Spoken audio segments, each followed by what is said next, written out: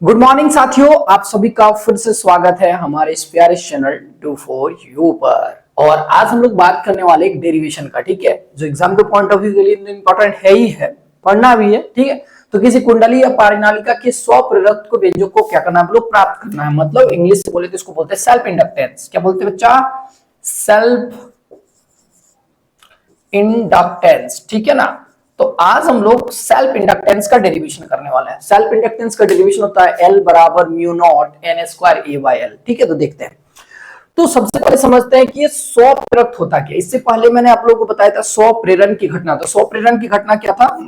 यहाँ पर एक कुंडली है और जब किसी कुंडली में, कुंडली बोलो या पारिनालिका बोलो, में बहने वाली धारा में परिवर्तन किया जाता है। अगर यहाँ एक बैटरी जोड़ दें और यहाँ पर एक धारा नियंत्रक लगा दें, इसी की वजह से जो है धारा में परिवर्तन होगा, क्योंकि ये परिवर्तनशील प्रतिरोध है और प्रतिरोध जैसे जैसे चेंज होगा तो बहने वाली धारा में भी परिवर्तन होगा।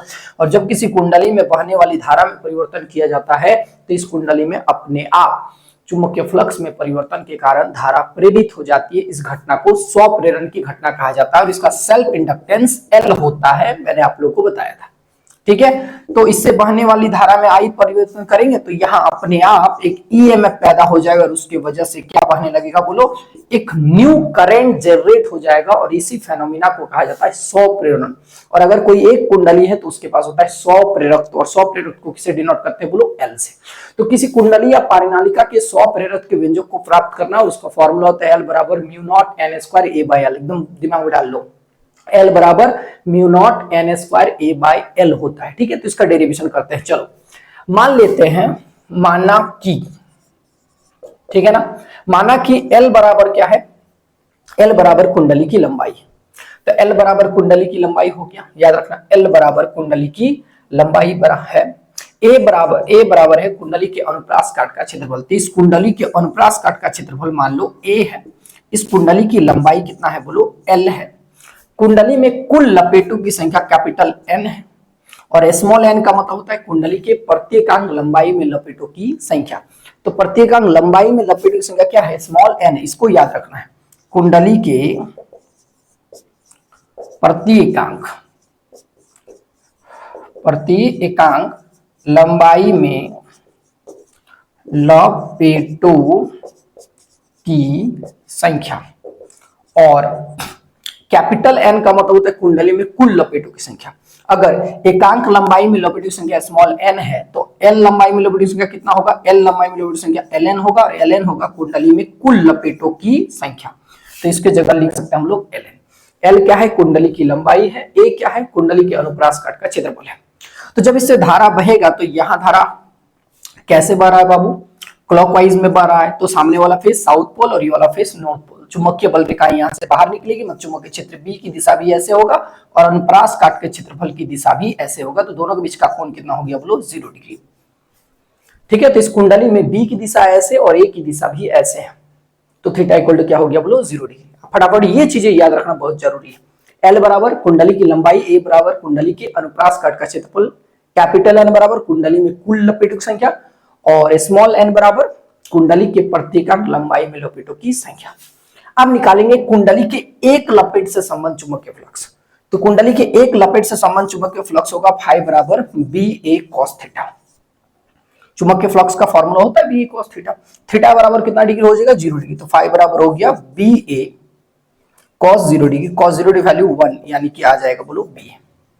किसी कुंडली या पारिनालिका के अंदर चुंबकीय क्षेत्र होता है B बराबर म्यू नॉट Ni। B बराबर क्या होता है बोलो? म्यू नॉट Ni होता है। तो यहाँ लिख दो B के जगह, यहाँ लिखोगे म्यू नॉट NiA और म्यू नॉट NiA, क्योंकि BA है ना तो B के जगह लिख दिए म्यू नॉट Ni। चलो तो हो गया यहाँ म्यू नॉट Ni और इनटू हो गया ये क्या निकला? कुंडली के एक लपेट से संबंध चुंबकीय फ्लक्स। अब कुंडली में लपेटों की संख्या कितना है? मान लो स्मॉल n है, प्रत्येकांग लंबाई में लपेटों की संख्या, ठीक है। तो अगर ध्यान समझना,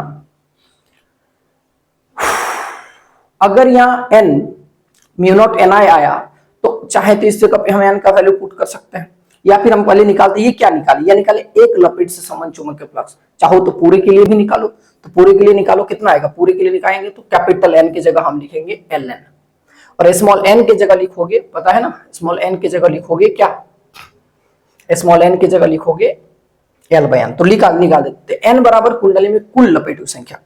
तो एक लपेट से यहां लिख रहे हैं फिर से, एक लपेट से संबंध चुंबकीय फ्लक्स मेरे पास इतना आया म्यू नॉट एन आई ए आया। तो कुल लपेटों संबंध चुंबकीय फ्लक्स कितना आएगा, कुल लपेटों संबंध चुंबकीय फ्लक्स है ना, तो कुल लपेटों संबंध चुंबकीय फ्लक्स कैपिटल एन बराबर capital N mu not N I और इंटू ए आएगा ना, बिल्कुल आएगा। ये आया कुल लपेटों में कुंडली में कुल लपेटों की संख्या, मतलब कुल लपेटों से संबंध चुंबकीय फ्लक्स। तो एक लपेट संबंध चुंबकीय फ्लक्स इतना, तो एन लपेट संबंध चुंबकीय फ्लक्स इतना, तो कुंडली में कुल लपेट संबंध चुंबकीय फ्लक्स फाई बराबर होगा capital N mu not N I और इंटू ए। सही है क्या, N mu not N I और इंटू ए। चाहो तो यहां स्मॉल एन के जगह पुट कर सकते हैं, स्मॉल एन का वैल्यू यहां से निकालें तो कैपिटल एन बाई एल आ जाएगा, और यहां पुट करोगे फाई बराबर होगा कैपिटल एन, यहां लिखोगे म्यू नॉट, इसके जगह कैपिटल एन बाई एल और यहां आई और इंटू ए। तो सॉल्व करें तो फाई का वैल्यू आ गया म्यू नॉट एन स्क्वायर, ठीक है ना, mu not N square I और इंटू ए और बाय एल। ये क्या निकला, पूरे कुंडली से संबंध चुंबकीय फ्लक्स। बट हम जानते हैं, यहां तक तो समझ में आ गया, अब हम क्या जानते हैं, ध्यान से देखना, इसको मिटा दे क्योंकि ये तो पूरा बता दिए बढ़िया से।